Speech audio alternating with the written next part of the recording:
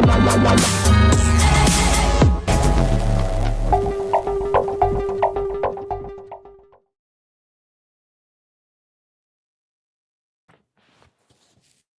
right, we're back. Welcome to Heresy Leak Week. Oh my gosh, what a busy week. Oh man, it's been crazy. Just trying to get home from work and then read the latest leaks. And they are very wordy, as lots of people have been saying. So they do take a bit of like reading to get through. But I've been enjoying what I'm seeing so far. Or maybe just being at work and then ducking out for a pretend poo and just trying to read something on your phone. Yeah, trying to digest trying to zoom in on a blurry page. Yeah. Oh man, exciting times. Yeah, really exciting times. Yeah, it's definitely definitely got the heresy bug back for sure. Oh yeah, I know the bug's biting hard. I mean, we're not going to talk about the leaks today, but like, how's it making you feel? Are you getting a good feel? Yeah, like, the changes are kind of a bit more wholesale than perhaps we expected or hoped. But everything that I've seen so far, I've liked. Obviously, it's very hard to get a full kind of picture of the whole thing without seeing all the rules. But so far it's looking good. Like, I'm not saying that like everything I've seen is better than second edition, but nothing that I've seen so far is like really put me off. Like, I don't know if the Force Org's going to be better than second and first edition, but the way it's looking at the moment, it's not upsetting me. It's just something different. Yeah. The Force Org has made my head spin. Not because it's confusing or anything, but I'm like, oh my gosh, my direction for my army is changing right in front of my eyes. All these possibilities are now coming to me, and I can add this, I can add this, I can add this. So the excitement levels are running high. Yeah, it is confusing, like you said. Like, well, not confusing, but it's complex. It's something different to what we've seen before. But I feel like we haven't even seen all of the rules. We don't know that we've seen every page of the Force Orgs yet. So like, I feel like there's more in there that'll kind of hopefully clear it up and make it a bit more obvious and a bit easier to use. But no, it's looking good at the moment. And there's the statuses are going to definitely add a bit more time to the game, and all the the shooting in the assault phase and all that kind of thing. But I'm liking it.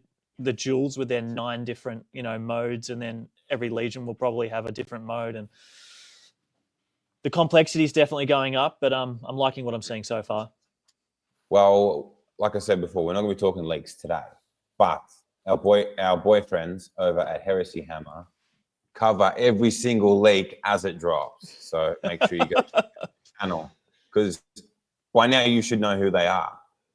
Yeah. 2 hours after a leak, they've got a half-hour video ready to go. Oh, mate, fingers on the pulse. I know. Yeah. Today we're going to be talking about something hobby focused, not new rules focused. Scratches. We've had lots of comments recently in our more hobby-based pods asking for weathering and chipping and all that sort of stuff. I think the way it's going to be easiest for us to talk about these things, because weathering is such a generic term, I think anyway. It covers a lot of different things, and there's lots of different approaches you can take. So maybe just having bite-sized pieces of elements that make up weathering is probably a better way to approach it for what we're doing today. So today we're just talking about scratches, believe it or not.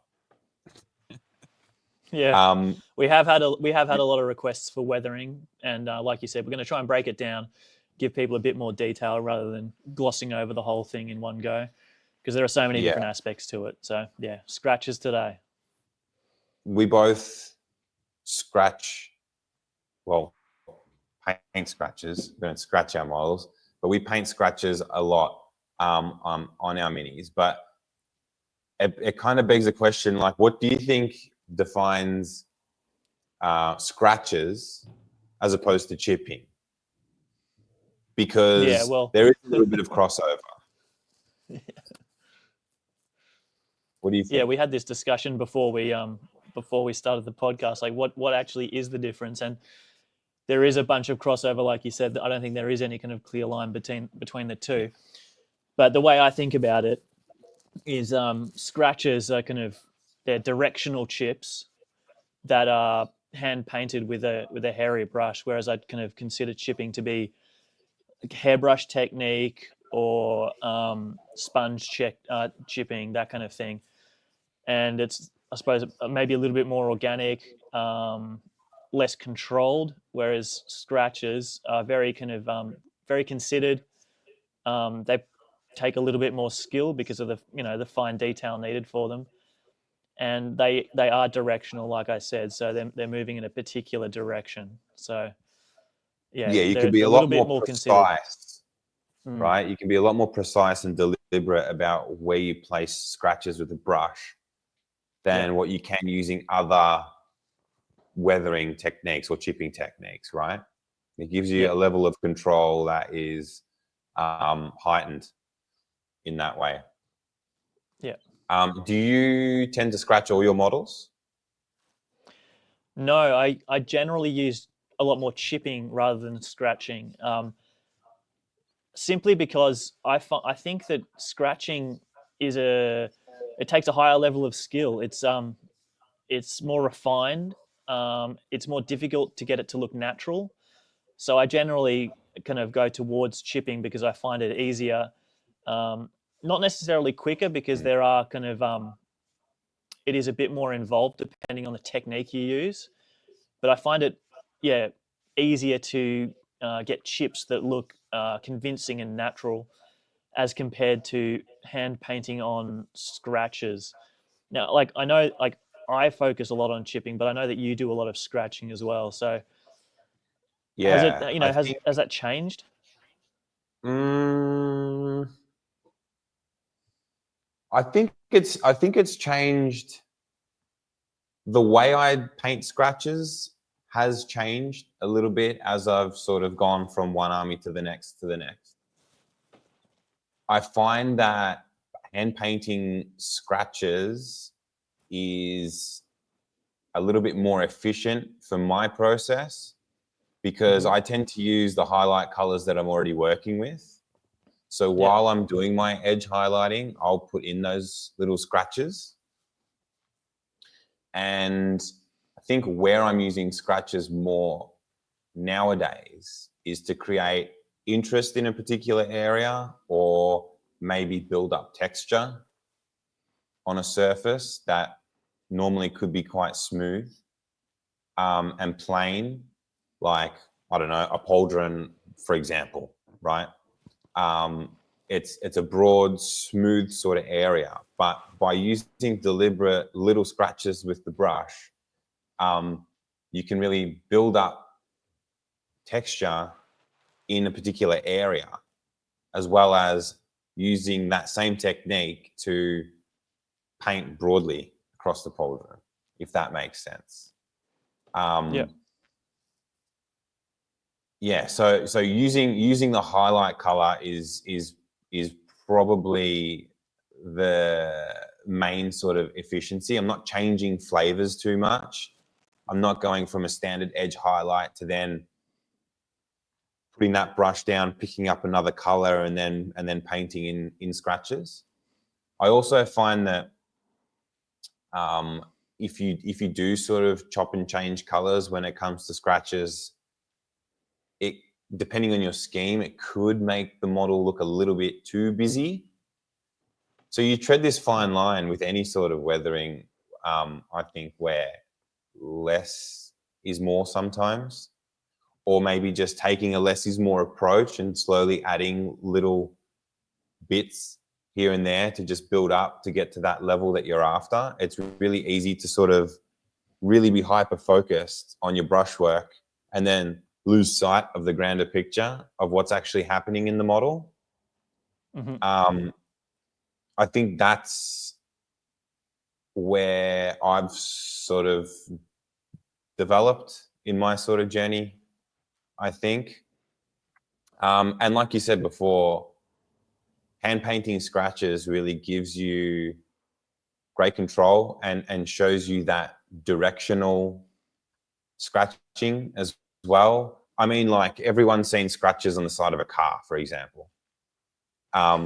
Whether that's, like scratch the parking lot or against the bollard or a tree or whatever. And I think it's important to use those directional scratches as well, whether that's like on a power armored marine, which is a little bit more difficult, but really easy on something like a vehicle, right? And it gives that vehicle maybe a sense of motion, and tells a little bit more of a story with the weathering rather than just, some chipping or some pitting or whatever techniques you're using. It just adds an extra dimension, I feel. Yeah. I feel like I'm waffling way too much, but what are your thoughts? No. No, I liked what you were saying about the cars, and I was just thinking is, if someone keyed your car, would that be a chip or a scratch? It'd be a scratch, but I was going to say chip. I'd be looking for blood. I'd be looking for that person backing them down. But when you said using the highlight color to add the scratches, it made me think a little bit more about my own kind of approach, and I realized that even on the models that I predominantly chip, which is most of my 30k armies, I always use scratches when I'm painting the metallic trim on the armor, because obviously I'm not going to use the same hairspray chipping technique on a metallic color. So every model I paint essentially has some scratches on it at some level, even if chipping is the main kind of technique I use. And I think that chipping works really well for textures like armor that has paint on it and the paint has worn away, whereas a scratch kind of shows like, a physical kind of scratch into a hard surface rather than, something where a material is flaking away. So that's how I kind of differentiate them a little bit on my models and show, wear and tear on different surfaces and different materials. Yeah, I think what's also really important to consider is your scale of, oh my God, that says scale of chipping. It should say scale of scratching. But your scale of your scratches. Yeah. You really want to keep your scale of your scratches. Well, this is something that I consider when I approach my models, but keeping the scale of the scratches really similar across the army, no matter what I'm painting. I mean, smaller scratches on a larger vehicle takes shitloads more time. Yeah. However, it gives that vehicle a grander sense of scale, which is incredibly important for like trying to sell the look. Yeah. And similarly, if your scratches that you paint on are too large for something like power armor, it doesn't look realistic and it starts to look out of place. I think that one is probably more common. Like the larger scratches on smaller models is probably a little bit more commonly seen out there. But for myself, I just make sure that I've got a really good brush for doing that. Like it's got a really nice point on it. Doesn't matter what size it is. The point's the point. But yeah, trying to make those lines really sort of fine. You just chucked up this picture here. So I tend to focus my scratches on like the higher traffic areas of the armor panels as well. So obviously, like if this is a troop model, I'll try and keep more of my scratches around the ankles, because that's the stuff that's going to be scuffing debris and rocks and stuff across the ground.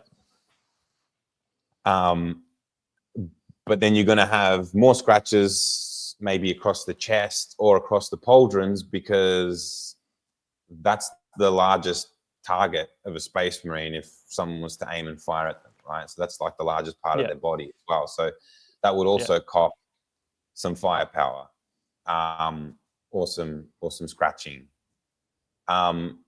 So yeah, what I sort of tend to do is focus on, well, where are the highest sort of traffic areas of this? Like even if it's a vehicle, for example, like it'll be more towards the front, right? Because the vehicle's driving forwards most of the time.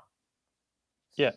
And I also try and keep those scratches consistent between different materials. And what I mean by that is, like, I've got the armor color green here, like you can see on this salamander. And then as you go up the leg towards the copper sort of trim, I take the time to maybe like chip that as well, because the way I sort of look at it is that if he's walking through debris on the ground and it's hitting his ankles first, it'll hit his trim up the leg next. Yeah. That's the so next you try and part to that. So you try and line up the scratches on, the different parts of the model of different materials. yeah, I think so, because that one scratch kind of tells its own story, right? So even if that scratch is getting dragged across different surfaces, it's still going to leave a mark across. And it ties the model together really nicely. Yeah. Yeah, I think so. People look at home, look at this image. You can see that like literally every part of it is scratched. The cloak is scratched. The leather straps are scratched. The metallic parts of the armor, the matte parts of the armor, the metallic details, everything is scratched. And I don't know how you feel about that, but I think it's important that if you're gonna commit to scratching a model, that you should be consistent with it.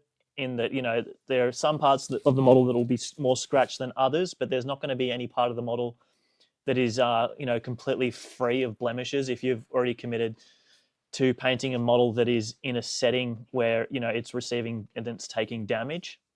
So I think you need to you might chip differently on different surfaces, but you shouldn't have like one surface completely clear of chips and another one covered in scratches. Yeah, well, he's going into battle with everything all at once. Yeah. He's not picking up a fresh new gun or whatever halfway through the battle. Yeah. Well, at least not my guys aren't. That's not the story I'm trying to tell. Yeah. But yeah, adding and you can add the scratches in a more subtle way as well. Like on the leather, for example, you can't really see too well here, or at least I can't anyway. I don't have my glasses on. But like subtly building up the color in scratches and then overlaying that as well really starts to build up texture too. Yeah. And just because something is subtly scratched doesn't mean it's not scratched. Maybe your intention is to maybe keep that in the background, not as obvious. And is that a technique that you might use more on a natural kind of softer surface like leather, and less so on like a hard surface like armor or metallics, or do you just apply that kind of across everything? Yeah, I mean, I've got scratches on my leather jacket in my cupboard. Yeah. And they're way more subtle and way softer than like the scratches on the machinery that I use at work. That are all scratched to hell and beaten up, and that's like a really hard metallic surface. So it's important to consider the same technique I use. Yeah. No, that's really cool. And when you're painting scratches, are you trying to do, like, most of the time, the smallest scratch you possibly can? Is that something you have in mind? Or because I know for me personally, when I'm trying to scratch a model, like I'm always trying to focus on getting it, as small as possible, because I feel that looks more realistic, and the brushwork is less obvious when it's tiny. Yeah, I think so. That's probably a simple way to put it, but like nothing in, or maybe maybe I'm saying this around the wrong way, but everything natural or everything naturally occurring is random, right? So all your scratches are going to be random. So you're going to have this uncanny valley sort of look to your scratches if every scratch is the same as well. Like if every scratch is directional and if every scratch is roughly the same size, something about it's not going to look quite right either. So I think I take consideration to randomizing my scratches as well. But like the scratches on this Leviathan leg, for example, they're probably a similar sort of size to the ones on the Terminator, but on here it looks tiny because the model's so large. Yeah. So that's what I was kind of talking about with the scaling side of things as well. And if anyone's interested in like the Leviathan, how you've done the scratches, check out our previous video where we discussed pre-shading, and Adam goes into quite a bit of detail in how he added the scratches in during the pre-shade stage and at different stages of the pre-shade. So yeah, check that out.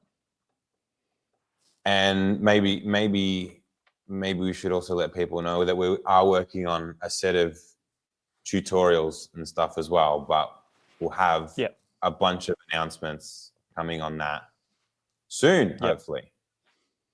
Lots and lots of tutorials for the new edition. Yeah, should be exciting. Yeah. So hype. So hype. So hype. I just take you back to the uncanny valley comment you made, because I think that's definitely a problem that I have when I paint scratches, and it's probably the reason why I generally steer away from doing scratches and rather focus on doing chips instead. So bringing up an example of my Sons of Horus model here, and I've done a scratch, kind of scratching on the armor rather than chipping, and you were just mentioning having everything at the same size and the same scale, and that's definitely an issue I have when I do scratches on my models, because I don't put the time in to do like 1,000 tiny little scratches the way you do, which builds up a kind of more realistic and a more believable, texture on the model. For these models, I wanted to get them done quickly, and to do that, I limited the scratches I did, and I painted them as small as I could, but compared to your Praetor and that Leviathan, they are quite large, and they also follow the same pattern, which is like a dot and then a dash, because I feel like that looks more natural than just a straight dash by itself, which is an obvious brush stroke. It's like a little bit, like it gives it a tiny bit of organic kind of flair that would otherwise be missing in a straight brush stroke. But it is a much more simple kind of basic take on a scratch compared to the kind of multi-directional kind of take you had before. And you can see it on this Dark Angels model. The scratching is done to a higher level on this model because he's a character model than say that previous Sons of Horus model. But again, it's not fantastic. And again, that's just an issue I have when painting weathering on models. And again, it's a reason why I much prefer to use chipping. And we'll talk about chipping in a later video. But that's just an example of that's when you mentioned Uncanny Valley, that's definitely the feeling I get with my models when I use like scratches rather than chips. I guess something I struggle with. I think you're being hypercritical because I don't think it looks as like bad as what you're saying. I think it still looks good. And it looks good like in the hand and on the tabletop, but like up close, it's not as it doesn't have the same kind of texture in it. But then you need to consider like what's the goal of the models that you're painting. I mean, if you go back to the Mark VI just for a second, the scratches actually have a lot of impact, even though there's not many scratches. When you look at the model like this, it has a lot of impact because the model is quite plain itself. That's just the nature of Mark VI. It's not as busy as some other models. So if you were to add more scratches like this on a busier model, it might actually look less harmonious than what this one does right now. Mm-hmm. Mm-hmm. I do like the chip and flick sort of scratch though. I think that does emulate some sort of randomness in the scratches. I personally like that technique.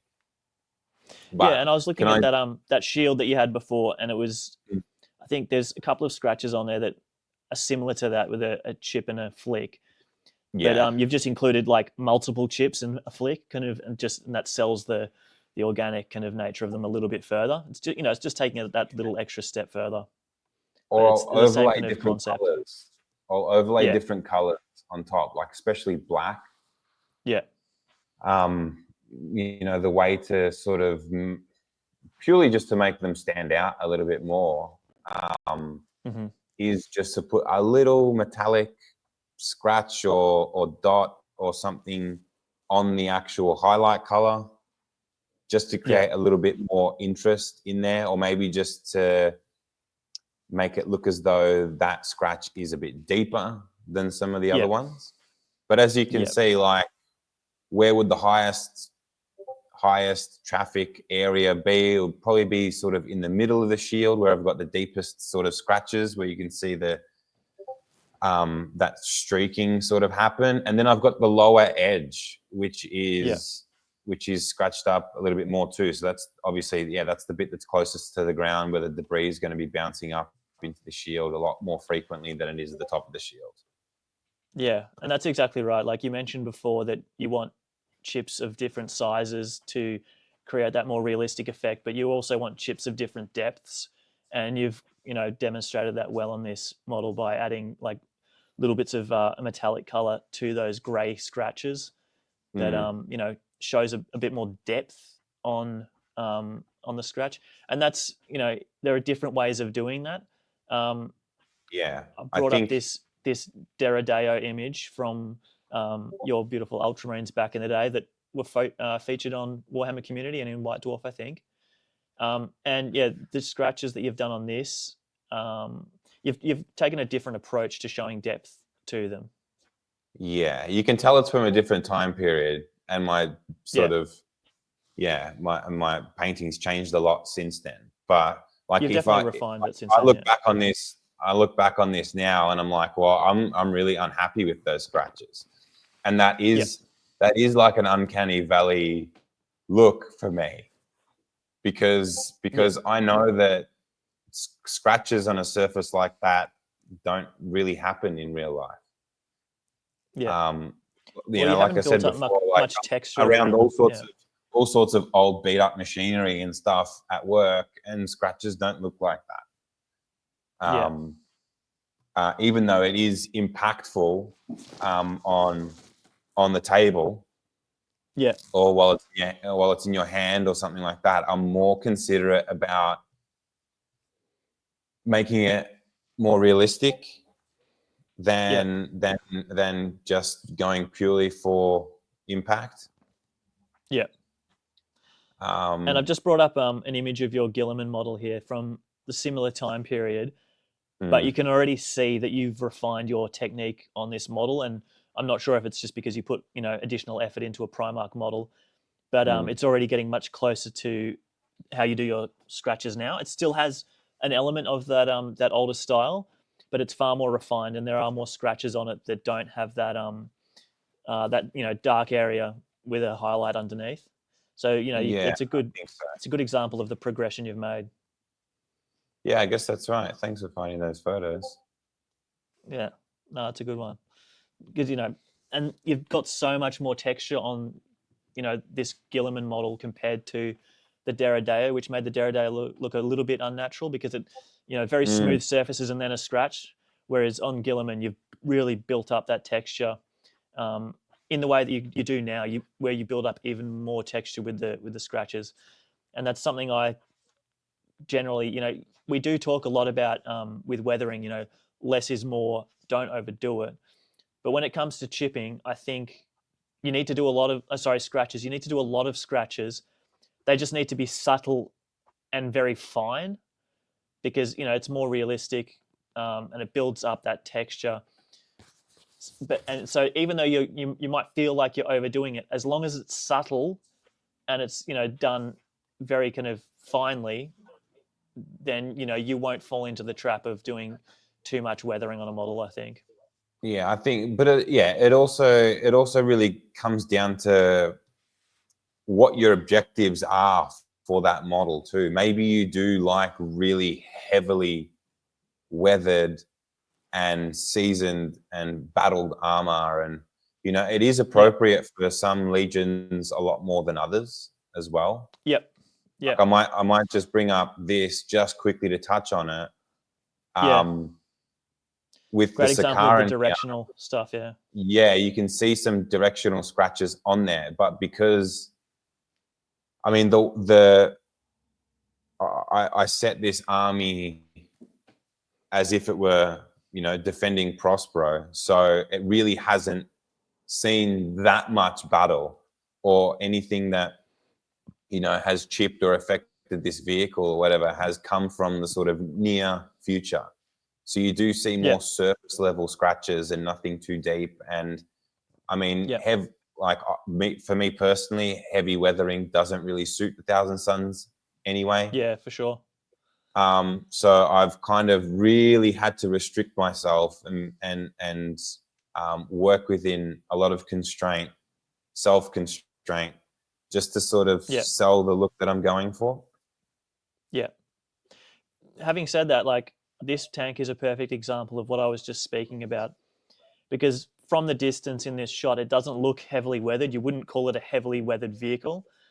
Yeah. But there is no way on this tank that you could find like 5 square mil that isn't weathered. There's weathering everywhere. Like, there's tiny scratches on every surface. There's weathering powder in the recesses. There's chipping on the edges. Everything is weathered. So, in that regard, you've done a lot of weathering on the vehicle. But because it is refined to scale and, is done, with very kind of fine technique, it doesn't look overly weathered, but it looks believable. It's not, just a few chips here and a few chips over here, leaving the rest of the vehicle untouched, which would, be a lightly weathered vehicle, but wouldn't sell it at all as being, naturally weathered or, in a live setting. Ultimately, I think that's what I like about the weathering process with my Horus Heresy models. Yeah. I think I'm going a little bit more down a heavily weathered path with the Sallies, which you touched on, in a previous episode. But, that definitely suits them though, yeah. And just gives me the opportunity to sort of develop, a couple of other bits and pieces further, or experiment in ways that I couldn't really experiment with the Thousand Suns because I'd put that artistic sort of limitation in place. Yeah. Yeah, for sure. And like, just looking at your glaive, and like, there's weathering all over that thing and like so much chipping, but it is so finely done that it's not immediately obvious. And you have to really kind of zoom into it to see it, which really helps to sell it, I find.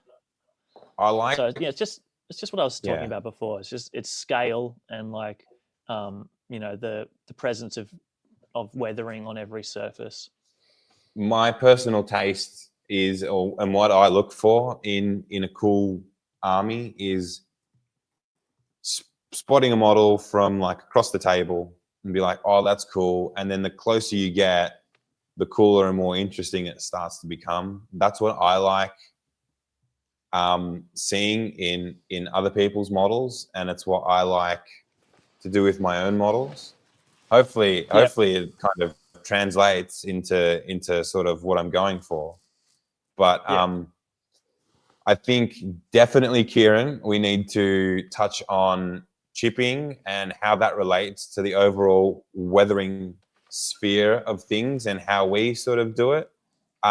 You are probably more of a master weatherer when it comes to alternate techniques and stuff as well, and maybe some ideas that are outside the box. I'll definitely have of more photos to share when it comes to chipping. That's for sure. Yeah. of what's Yeah. and but like the results that you get from that are incredible as well. Yep. Thanks. And it's just going about it a completely different way.